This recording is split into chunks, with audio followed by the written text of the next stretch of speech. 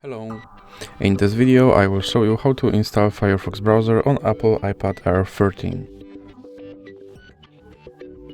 So you have to start by opening your App Store, then click on search and type in Firefox.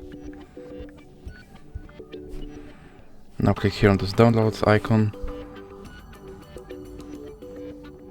and now you can click open. And here you can set this browser as a default browser, or you can click skip.